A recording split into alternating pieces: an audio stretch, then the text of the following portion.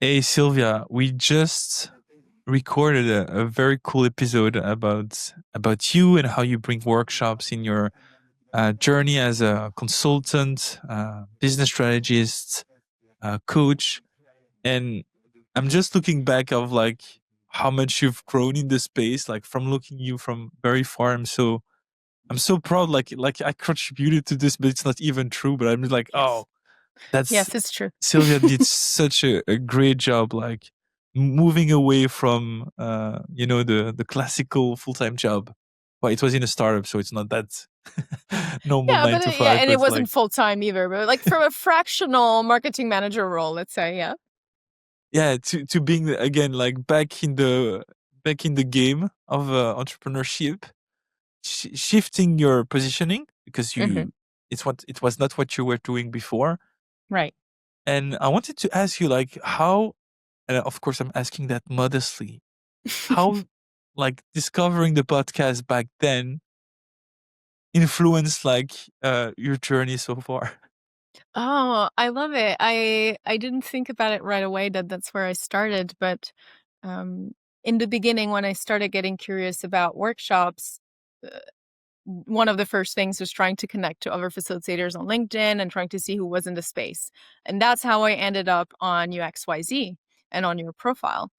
And when I started listening, there were stories of Emily Hanks, right? The Behind Mischief Makers. And I think Dee was already a guest in that in the first podcast, no? Yes, There are yes, yes. some True, true. other example of sort of female leaders and business owners Female are in facilitation. dominating the space. It's crazy. I know. And so it's been amazing with the podcast to see what was possible and how it was possible to build a business around it. And after that, I think I just reached out. I was just, again, like, I'm gonna, it's crazy. This podcast host who's this podcast, the impression was like, oh, the podcast is doing so well. Who am I? I'll never answer. And then I reached out and you totally did. And it started us off in a lovely conversation. I think what I always loved is you're so genuine and generous with your time and brains.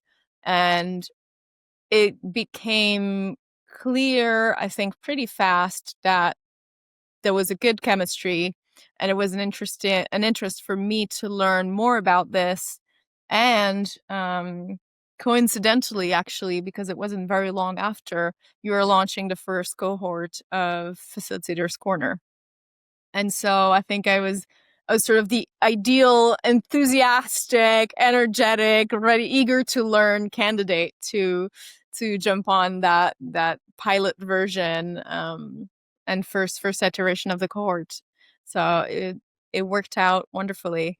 Do you You want made to it me so to? easy to me because you were sending me like the notes for per module. So I could just take your notes, like integrate it into like, the documentation of the cohort. So obviously it was great to have you there. And like I'm super happy to be your friends today because it's not just that relationship through podcast host and And listener. also a mentor, I'll have to say. I mean, those who listen to the full episode will know it. This is a bit of an inside joke now, but you also have been. I was not paid. That's what you're telling me.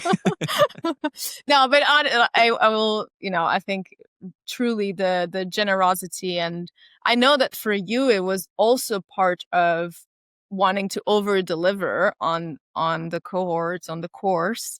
But it was always super, super genuine, and you've helped me a ton, not only with facilitation, but also with sales and in general with mindset. So thank you, thank you, thank you for that. There's definitely a friendship that could be born because it was reciprocated, genuine, authentic, desire to help each other. So that's wonderful. But with the course, it had all the elements, the structure that I needed to sort of take things. It had like chapters almost, to understand what I needed to take into consideration when designing my own workshops. And it was a big jump from the podcast, because the podcast, you're hearing the stories of, of the businesses, and you're hearing about examples of types of workshops or some small takeaways, but it's still from hearing the stories to knowing how you can use the tools is a big, it's not a It's a big big gap, learning yeah. curve per se, but it's a big conceptual jump, right? Like I wouldn't have known how to translate the fact that I hear that some people have workshops or do workshops to how do I do my own workshop. So the course I thought was incredible in giving me all those tools. We covered, the exercises singularly, the types of exercises, and how to construct an agenda, to position this exercise in the right order, to consider flow, to consider energy, to consider, how you need to introduce a certain amount of things in the beginning, the rules. So it was really well structured to make me then go into the world and feel like, okay, I can now use this like very concretely. Wow, that's great to hear. And it was like, how much time was it? Was it I 2 think years it ago? was March of March of 2024. Okay, okay. Yeah, because like Sylvia was the first one to take into like this idea that I had back then. Obviously, the chord improved and changed a lot thanks to a lot of her feedback. But like, what is one takeaway that you have from it? And it's a tricky question because it was like almost 2 years ago. Well, if there's anything that I forgot, I now have the wonderful card deck to remind me. Ah, Um, no, I think jokes aside, one big takeaway is the exercises per se. So, I think the flow and the pacing and these things also come a little bit from experience. And there was a moment for which I loved for putting into practice the theory, mm. or various moments, but also one final overarching, session that was just about we I can still design a remember part of you the facilitating. yeah.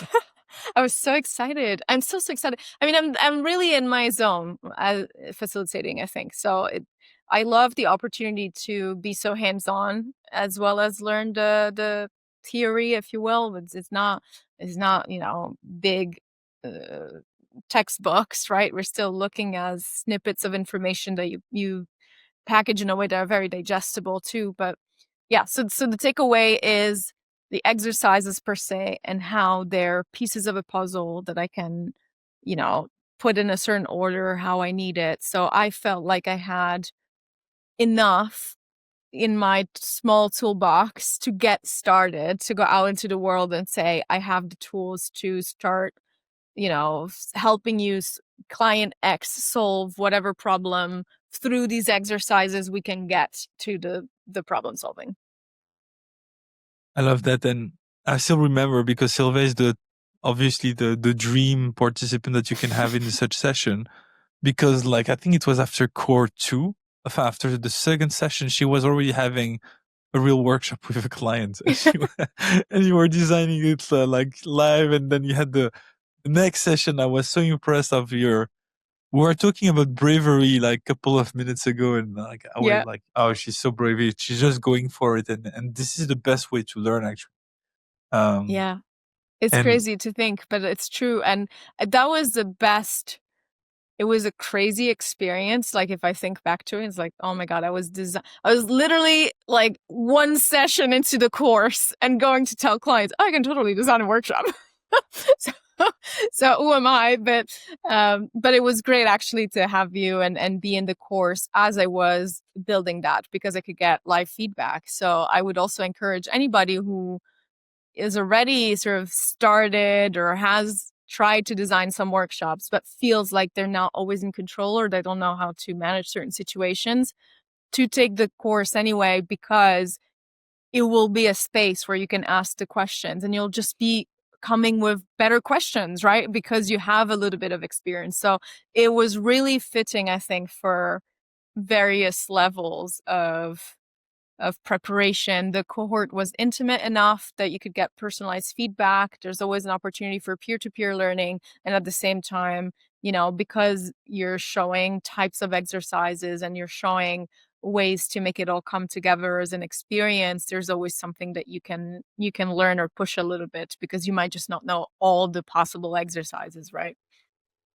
Definitely. And I think also in the session in Discord, we're always lucky to have other experienced facilitator who Mm-hmm. also bring their own views, and then you have interesting like exchange of insights and like learning from also from the experience of the others. And at the end of the day, this is also why I choose that format of having live sessions, is Mm-hmm. because then like first there is accountability, then you're also learning from others, and then I see also from other cohort that there are partnership, because a lot of freelance choose a lot of facilitators choose the freelance path. Mm-hmm. And I think like it's not because you're a freelance that you need to be by yourself. And Ooh, I've are we learned this getting from into the Nazi. Yeah. I've learned the this from Nazi. solopreneur Yeah. parenthesis of the episode? The importance of like Nazi, who is like always talking about facilitypreneurship. Yeah. Like she talked about the importance of having an ecosystem. Yeah. And I think that's so true, because it can feel like a lonely journey. Mm-hmm. And I think like if I look at my own situation, like I've been in the business for years and a half, if I didn't have my ecosystem, I would have been less successful. Mm-hmm. Not saying that I'm successful. I'm just saying like No, you based are, on though. what I've achieved. So, and also like maybe to close a loop that we opened in the episode, like sometimes people need to do a mistake. So I didn't say that in the episode, but like we are talking about like the importance of giving advice sometimes, and if there is room, and if Mm-hmm. they don't take it. But Mm-hmm. then what I think is powerful is that they will make a mistake, Mm-hmm. then they will realize why it was a mistake, and they will be reminded like of the lessons, like, oh, Sylvia told me it was not the right decision. I still went for it, but the insight, like the learning from that, I believe is the biggest learning that you can have compared to anything that you've learned in a book or from a Right. guy coaching you or whatever. But what I love about workshops is that they allow you to recreate that in a safe space, right? I mean, it wasn't the case of the green and the logo or whatever, like that's our little So story. it's But not the example I had in mind. but in general, like if you're for the other example that we gave of a team and you're trying to direct them and consider other options, right? Maybe they really want to go after a certain target, but you kind of have a sense that that's not going to work out, or that they didn't assess the pain points the right way, or things, something like that. Workshops offer a space for mentally envisioning and prototyping like what the outcome is, so you can sort of get to the end of the story or guide people to the end of the scenario and say, so did it work out how you had in mind, or is the outcome not right? So I think coming back to the course and the space for mistake, the fact that were moments where we could put in practice, like try the exercises with the others, even small things you could notice, like the way of delivering. I remember one time specifically, I thought I was making a joke and it didn't land. Ah, yeah, remember. I And still then you remember. teased me. And then that stayed with me forever. It was like, oh my God, I need to be careful, because sometimes I say things without a filter. I need to be careful. It might not always land as a joke. But it's I small heard things this the like hard that. way a couple of times in my life, Yeah, but I and then still there's make that things that you mistake. never Yeah. learn. Yeah. But things like, hearing your voice, I think that was another big outcome of having a safe space to practice the facilitation. Is you think you can do it, and then when you do it, you hear yourself doing it, and you start noticing what you'd like to change. And while it's only in your head, you don't. And so what happens is during the course, it's all theory. It's all in your head. You think I got this. And then you show up for your first client workshop and your knees are shaking because you don't know how it's going to go. Right. And there's a possibility that because you haven't done any type of practice or rehearsal, something is not going to flow out of you how you expect. It just takes practice for you to know how you're going to move around your own energy and others, et cetera, et cetera. So it was a great opportunity to test and practice what we were learning in theory. That's awesome. I'm really happy to hear it. And I think also like the beauty of it is that you don't just get my feedback, but you get the feedback from peers. Um, and I still remember because Sylvia, obviously she's so cocky because she was like, no, I changed the way we're going to facilitate this activity. She created her own part of the Miro board. I think she learned the hard way that everything takes more time than what you imagined. Yeah, for Which it sure. was, yeah. But I need to be true to myself. Yeah. No regrets. And I think this is why people work with other people at the end of the day. Is being working with individuals that are the authentic self, that they have a true personality, and which is difficult to reproduce. So how can you differentiate yourself, be yourself, and like Creativa is a very good example of following that advice. And this is why I would love to work with you if I need to have a coach. Oh, thank you. Did the guy just say that he doesn't need a coach? Of course I need a coach.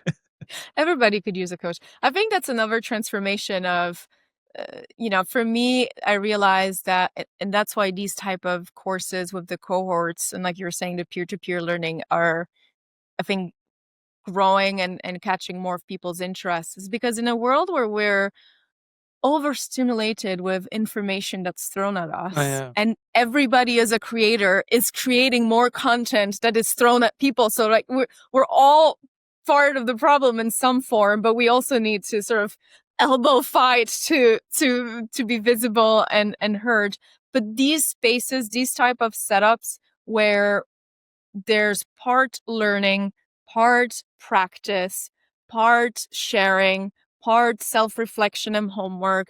There's all these elements that keep us engaged, is in a short enough time frame that you can see the end of it. So you have a clear sense and roadmap of where you're headed.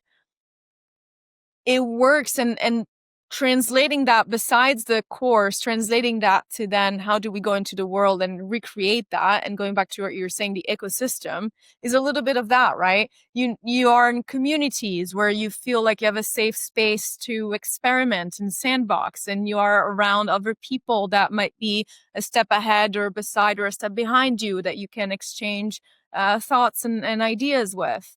You are finding ways to continually improve and what you're doing or expand what you're doing. So there's a book or something that we still consume content, or a podcast or something you're listening, and you're sort of creating this ecosystem around yourself based on okay. She's gonna cry. I survived. So, and you're sort of creating this ecosystem around yourself.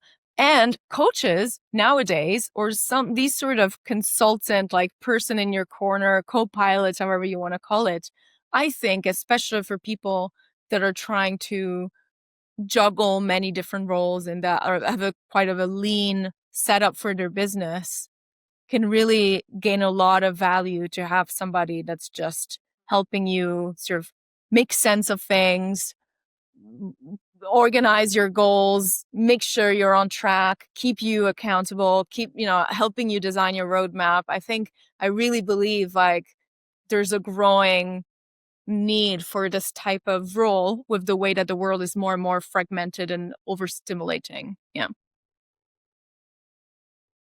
Did we I go love on that, Sylvia, but a we've whole other been tangent? talking for each other for 2 hours. So what I'm just gonna say, I want to thank Sylvia because I catch her by surprise, and I said, "Hey, Sylvia, I didn't want to tell you this before because I wanted it to be genuine. But like, would you be okay if we if we make a small aparté about the bootcamp?" So thanks for doing it. Thanks Of for all the course. great nice words, and you can really be proud of yourself and the journey you've made. So So can kudos you. to you. Thanks for being an amazing guest. And guys, we see each other very soon. Bye-bye. Bye. Don't hesitate to contact Mehdi and go take his course if you're thinking about it, because it's so worth it. Chef's kiss. That's it. I'll close it like this. I'm the chef. Okay, see you guys. Bye.